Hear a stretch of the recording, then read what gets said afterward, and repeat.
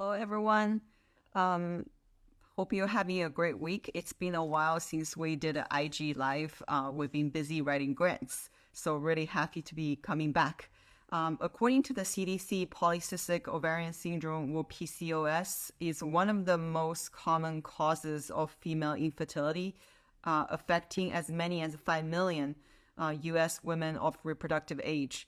If you have PCOS, you may not have periods very often, or you may have periods last many, many days.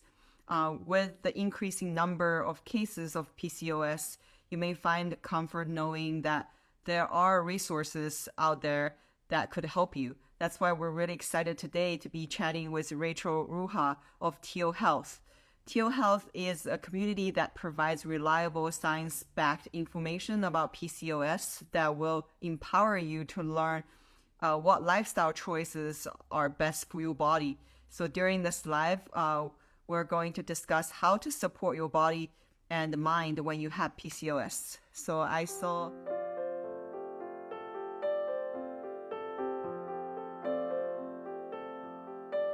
Here she is. Hi, Rachel. Hi, Jenna. How are you? Good. How are you? Thank you so much for joining us today. Yeah, of course. Thank you so much for having me. I'm happy to be here.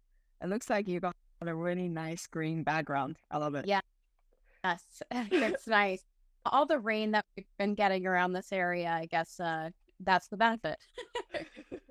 Tell us a little bit about your background and like how you became interested in PCOS support. Yeah, absolutely. So my journey has really been a personal one. So I struggle with PCOS myself, and I have also seen my sisters struggle, as well as my cousin, as well as various friends. And when I started graduate school, I was doing a project and started doing research into this space in particular, trying to figure out what was going on in the PCOS care space. Was my experience and the experience of those around me similar to many across the nation and then across the globe? And it turns out that it was. People were really dissatisfied with care, really didn't have an idea of what to turn to or who to turn to help with managing their PCOS.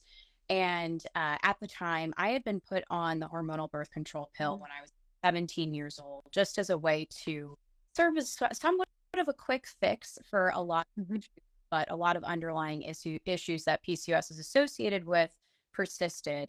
And so I joke that I rage quit my birth control, stopped in the middle of the pack. And I said, let's see what's going on in the space of my body, in the space of holistic care and wellness. And I started to document my journey with that. And when I saw what I was learning resonated with so many people out there, I ended up becoming a health coach. And then I've continued to educate myself on the complexities of PCOS since then. Oh, wow. That's amazing. Beautiful story. I love it. Thank you. Is this where Teal Health coming from? So what is Teal Health? Tell us about it. Yeah, absolutely. So right now, Teal Health is really a community focused on helping to empower the patient, the PCOS patient, with the knowledge that they need to put control back in their hands. I think a lot of the time we tend to divorce ourselves from our care protocols, and we sort of outsource our power in a lot of ways to other providers, and even other voices, instead of tuning in with our body. And so our mission is really to validate those symptoms that PCOS warriors are struggling with, and also to help provide reliable information and education that can help them take control of their health. I gave a super high level explanation of what PCOS is. So could you explain to us, especially for those who don't know, what is PCOS? Yeah, absolutely. So PCOS is a very complex, heterogeneous endocrine disorder. It's one of the most common endocrine disorders afflicting those assigned female at birth, affecting up to 1 in 5 of that population. And so it's something that really impacts the whole body. So since it's an endocrine issue, it's throwing the balance off of our hormones, which are the chemical messengers in our body. And when that happens, then it sort of has downstream domino effects on the other areas of our health and our body. And so symptoms can manifest very differently person to person. It can range from really having weight struggles and gaining a lot of weight. It can range from having acne, having head hair fall, and then much more, kind of seriously, even though those are the things that sort of break our hearts that we see on the outside, there's that underlying insulin resistance and metabolic issues. There's inflammation, there's chronic stress happening. And so this is a disorder that really impacts and afflicts the whole body. And so with that, even though that can cause a lot of complications, something in my own words that I like to think about PCOS is it's really an indication that our body's alarm system is working the way that it's intended. When these symptoms manifest, it's an invitation for us to look a little bit closer and say, why are these things happening? Our body's trying to say, hey, there's something going on here that we need to address more broadly. And so I really say that it's also an invitation, even though it's challenging and trying, and it takes a big mindset to focus on this. It really can be an invitation to become reacquainted with yourself, with your body, and overall just with lifestyle interventions for health and wellness. I love this approach. It's much more positive, and also actionable than, you're just like, okay, why do I have this? I don't want to deal with this. Right. Versus, take a closer look. Yes, you have to manage it, but you can manage it better. You can even make yourself, like, your health much more optimized. Absolutely. Absolutely. So it sounded like a PCOS does have quite a lot to do with the other underlying issues, and then it manifests as many other symptoms as well. Yes, absolutely. Some of those underlying causes that I touched on, or underlying issues that can bring those symptoms to the forefront, and resist the general hormonal imbalance. We see elevated androgen and testosterone levels a lot in the female body with PCOS. Chronic stress is also something that can kick us into that symptom manifestation. And then if it's left untreated, or if we're not getting proper care, we're not using the proper lifestyle interventions, can lead to some more challenging issues like obesity, like type 2 diabetes, cardiovascular disease, hypertension. But I say that because it's really about awareness, right?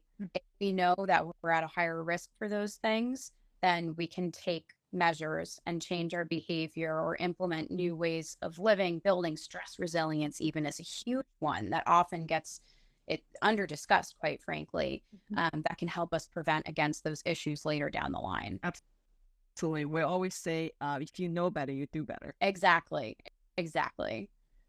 What are some things that, someone just got diagnosed with PCOS should know about, should hear? Yeah, I love this question. I think first and foremost, what I like to share with people is, as much as it feels like you're on an island with this, and feels like you're isolated, you're not alone. Like I mentioned before, this is an underdiagnosed condition right now, and it's estimated to impact up to 1 in 5 of those assigned female at birth. So as much as you might feel like you're alone, you're not. There is a community behind you. Another thing that I really like to talk about is you did not cause your PCOS. This is one. I think that it does not get said often enough that PCOS is very complex. It's manifesting from a combination of genetic and environmental factors. A lot of time there's a little bit of a blame narrative on maybe what someone was eating, what they gained weight on developing PCOS, but that's just fundamentally untrue. Weight struggles and issues with weight are a symptom of a broader underlying hormonal imbalance. So as much as you can, if you've been diagnosed with PCOS recently and you think that it's your fault, please release that guilt and shame that you might be associating with it, because it's not your fault. And I would also say along that line, you might want to get trapped in this narrative of, I have to lose weight, I have to lose weight. It's not about the weight loss itself. It's about the healthy measures that you want to take that may result in weight loss. This is not a narrative or a game of deprivation and telling your body, no, you don't deserve nourishment. You absolutely do. And this is the point when you need more nourishment. You need to be getting your seeds, your nuts, your omega-3 fats, your protein, your fiber. You need all of that so that your cells are functioning optimally and that all of these systems can converse with each other the way that they're intended to do so. So, as much as you can, the name of the game is not deprivation. If you were told to lose weight, you want to nourish and fuel your body as much as possible. And then lastly, I would also say just reminding people this is not, you did not just receive a diagnosis of infertility. It is one of the most common causes of female infertility, but it's also one of the most treatable, which is really encouraging. So lifestyle interventions should be your first line of defense as much as you can. But, with that, just in the whole process, show yourself grace. There's going to be a lot to learn. It might feel a little overwhelming at first, but take it step by step, day by day. Absolutely treatable and manageable. Yes. Yes. So what are some things that someone just newly diagnosed should ask their doctor when they go to the doctors? Yeah, absolutely. This is another great question that I love because I think sometimes we forget that our doctors are there because they want to help us, right? They probably got into this profession because they want to help people, right? And sometimes the collaboration gets cut off for whatever reasons might be causing a disconnect between the patient and the provider. So, as much as you can, bring a list of questions with you to those appointments. Some things that you can ask your doctor when you get diagnosed are um, indicators in my blood work, in my lab work, in my clinical presentation that led you to this diagnosis. And then, in a more detailed way, can you walk through my lab work with me? A lot of the time, they will be more than willing to set up additional time or give you a phone call or even have someone in the office give you a phone call to discuss your lab work in more detail with you. You want to be understanding, do I have early indicators of insulin resistance? Do I have chronic underlying low grade inflammation that I need to target through lifestyle and diet? Are those androgens elevated? Because the more you know about what the underlying issues are, the more you can, sort of manage and make lifestyle interventions based on those things. You can also ask if you are struggling with a particular area where you think a referral to a specialist might be helpful. Let's say you're dealing with acne, you're dealing with skin tags or anything skin related, ask for a referral to a dermatologist that helps with hormonal conditions or has seen PCOS patients. And a lot of the time, when it comes to nutrition, we just need some education to fill in some gaps. So ask for that referral to a registered dietitian.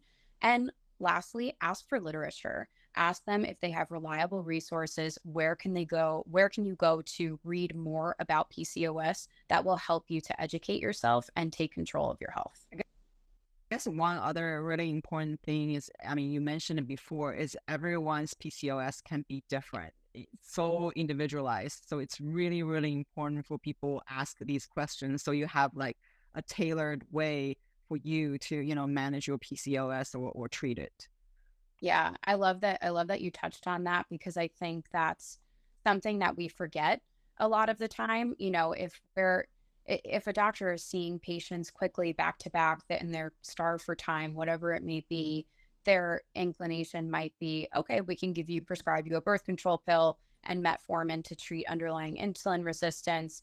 And you might think that's your only option available to you, but it's actually not. And so if you are resistant to hormonal birth control, you have, concerns about maybe mental health side effects or other side effects, or if metformin causes digestive upset, empowered to ask your doctor, what are my other options here in terms of what I can be doing to help my body and help my PCOS? Asking for those options, they might not know that you want them, sometimes there's an assumption that people just want the quick pill, the quick fix. That's something that not everyone wants, and also it's there are going to be other underlying issues. Even though something like a hormonal birth control pill can help, other things might go unaddressed. So why are some people with PCOS neurodivergent? Like, what does that mean? Yeah, definitely. I love this term personally. I have ADHD myself. And so when I stumbled across the neurodivergent, I thought, wow, that's such a, it's just a nice way to put it as opposed to, Rachel, your brain's not working correct.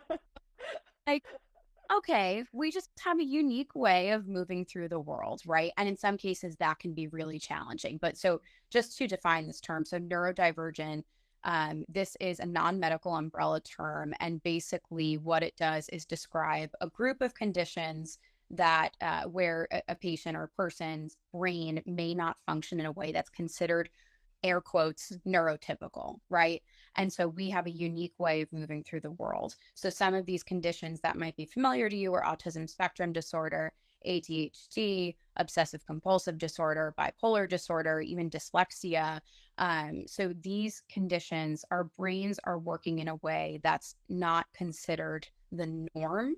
And again, in some ways that can pose a lot of challenges, but it can also be the source of a lot of people's superpower, which is really cool and a cool way to think about it.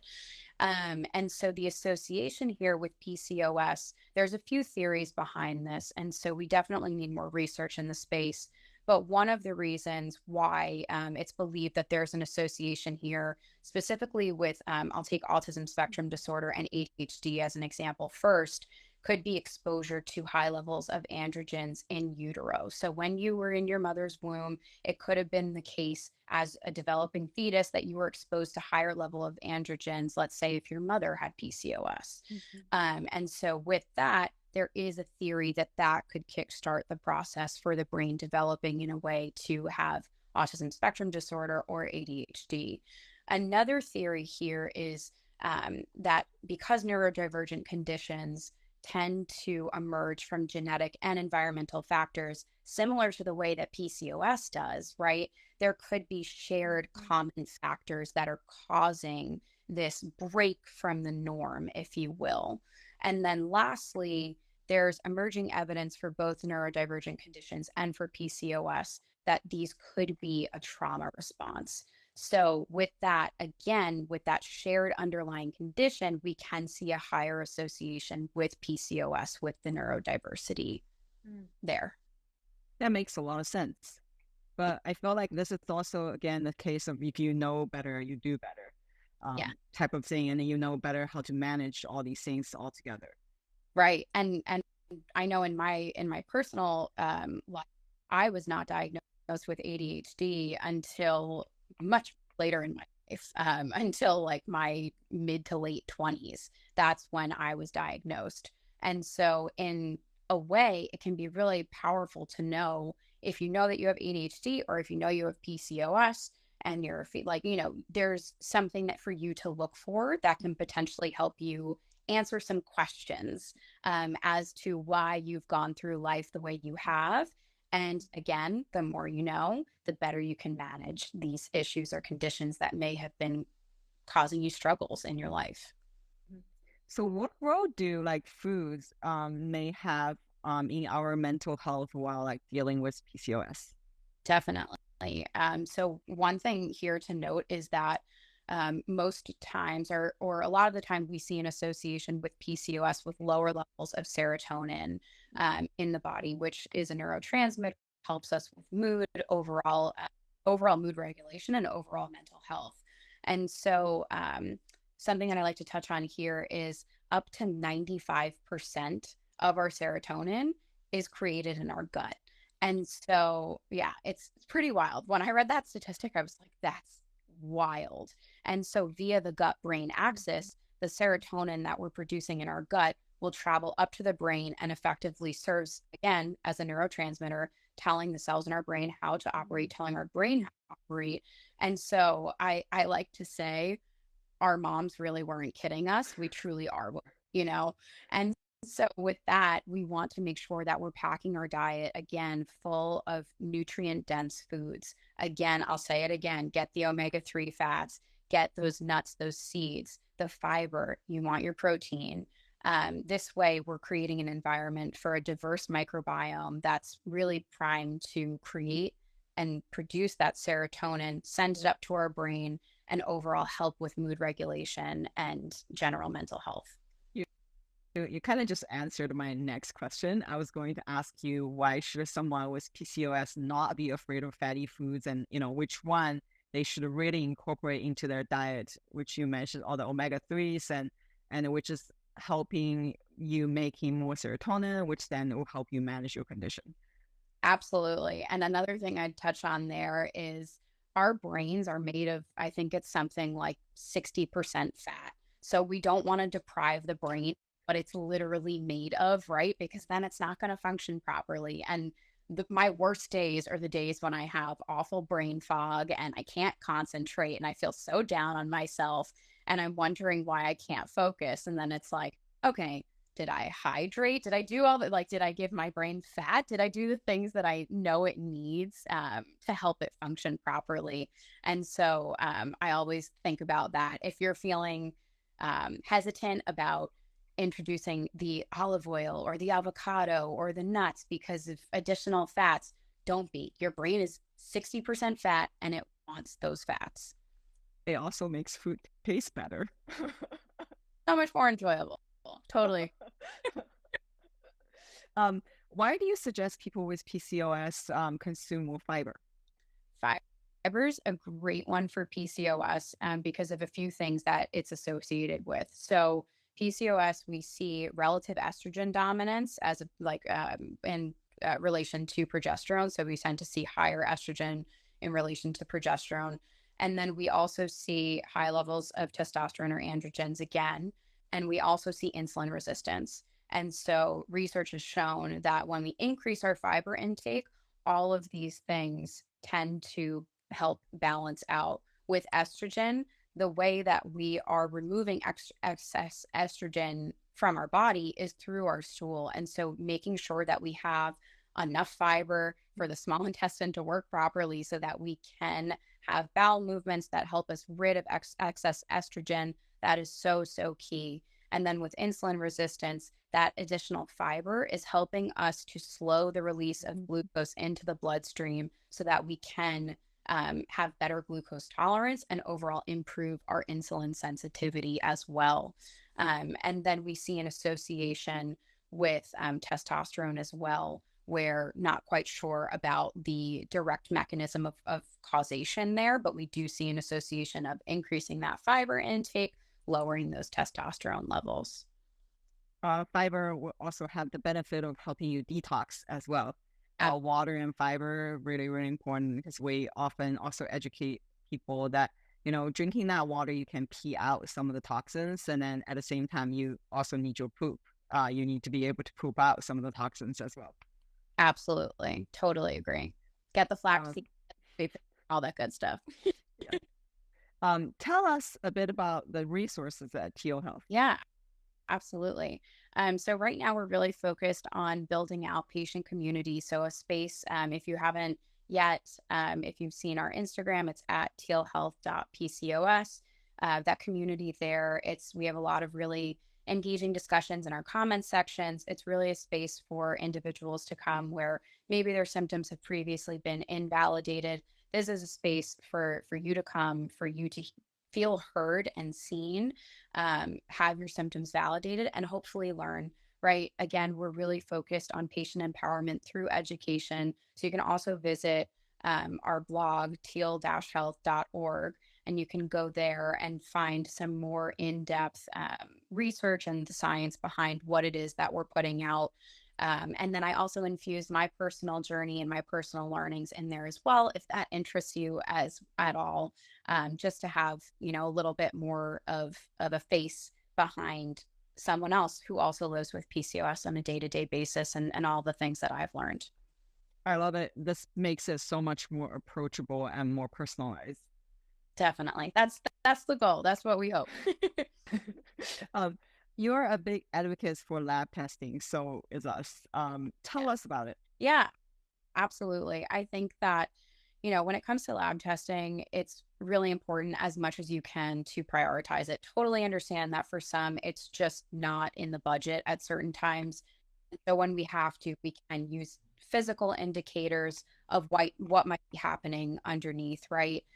But for the most part, things like fasting insulin, I say, are a huge one for people with PCOS because insulin levels can quietly be rising behind the scenes for years and sometimes even decades before that's hitting your blood glucose levels, your fasting glucose, before it's hitting that hemoglobin A1C.